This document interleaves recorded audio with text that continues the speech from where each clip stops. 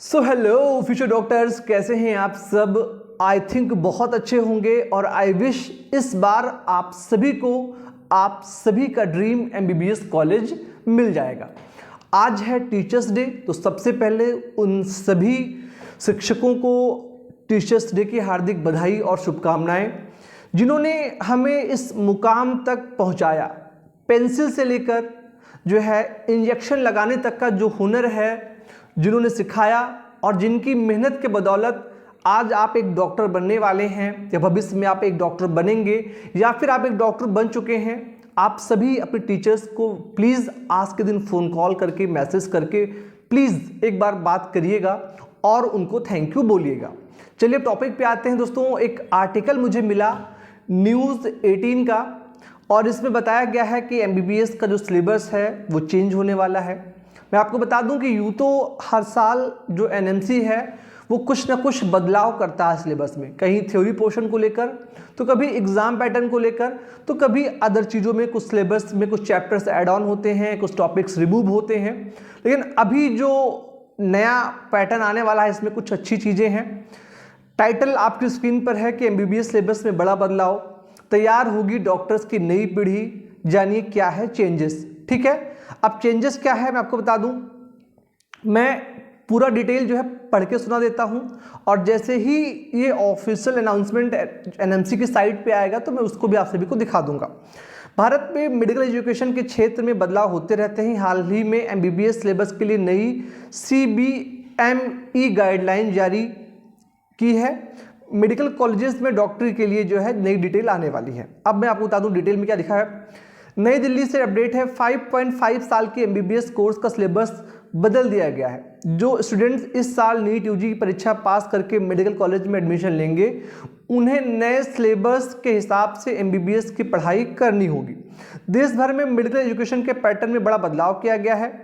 MBBS के लिए नए सिलेबस के हिसाब से ही डॉक्टर्स की नई पीढ़ी तैयार की जाएगी। Medical commission NMC MBBS syllabus में कॉम्पिटेंसी बेस्ड मेडिकल एजुकेशन यानी CBME पाठ्यक्रम लागू करने की तैयारी में है।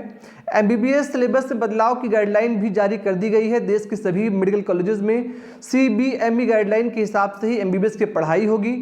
हर मेडिकल संस्थान को सख्ती के साथ उसका पालन करना होगा। बता दें कि सिलेबस 2024-25 जो बैच है इसमें ही लागू किया जा रहा है।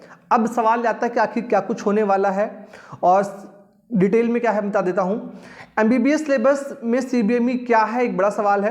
तो CBME का फुल फॉर्म है competency based medical education.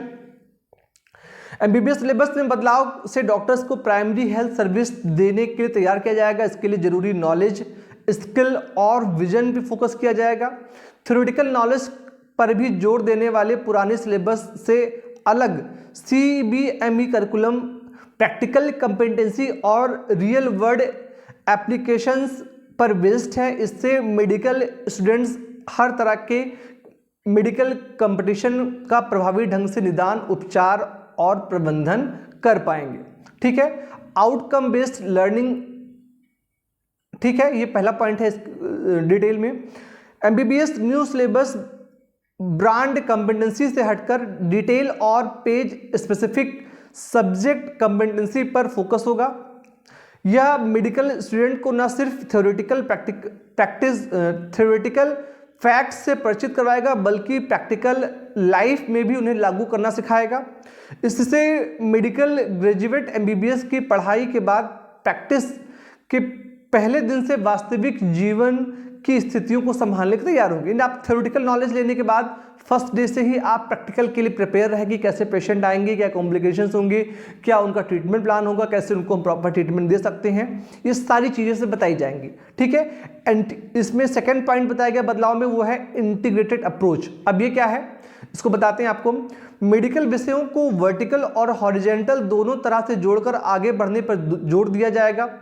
Horizontal integration का मतलब है कि एक फेज में विभिन्न विषयों के टॉपिक्स को है ना अलाइन करना है। वहीं पर वर्टिकल इंटीग्रेशन विभिन्न चरणों के विषयों को जोड़ता है।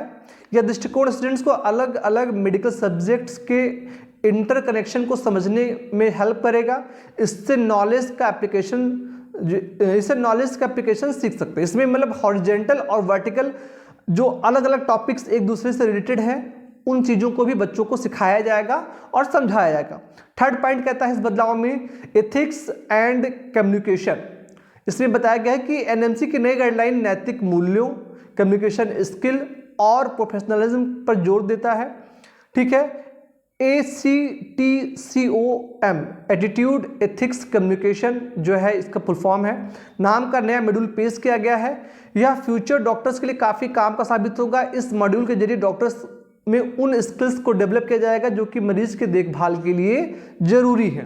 ठीक है, फोर्थ है लर्नर सेंट्रिक एजुकेशन। इस पॉइंट में एक्सप्लेन किया गया है कि नए MBBS सिलेबस ज़्यादा सीखने वाले स्टूडेंट्स और पेशेंट्स पर फोकस्ड है। यह मेडिकल स्टूडेंट से ज़्यादा एक्टिव पार्टिसिपेशन और सेल्फ डायरेक्टेड लर्निंग को प्रमोट करता है। इसमें इंटरेक्टिव टीचिंग मेथड्स को प्राथमिकता दी गई है, जैसे कि problem based learning, case study और कम्युनिटी बेस्ड लर्निंग। यह फ्यूचर डॉक्टर्स के प्रैक्टिकल लाइफ को काफ़ी बेहतर करेगा, काफ़ी आसान करेगा। और फिफ्थ बताया गया है प्रैक्टिकल स्किल पर पूरा फोकस।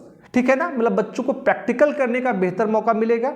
इसको यूँ एक्सप्लेन किया गया कि MBBS सिलेबस को प्रैक्टिकल स्किल और प्रैक्टिकल एक्सपीरियंसेस डेवलप करने के हिसाब से तैयार किया गया है। स्टूडेंट्स को जरूरी मेडिकल प्रोसीजर करना, इमरजेंसी मैनेज करना, मरीज की देखभाल करना सिखाया जाएगा। ट्रेनिंग में यह सुनिश्चित किया जाएगा कि डॉक्टर लोगों के बीच फर्स्ट कॉन्टैक्ट फिजिशियन की तरह काम कर सकें। तो डिटेल में जो बदलाव हुए हैं उनका क्या मतलब है, मैंने आप सभी को 1 बाय 1 सब कुछ बता दिया है। ठीक है, इस वीडियो में इतना ही। आप सभी स्वस्थ रहें, मस्त रहें और अच्छे से पढ़ाई करते रहें। Thank you so much. जय हिंद।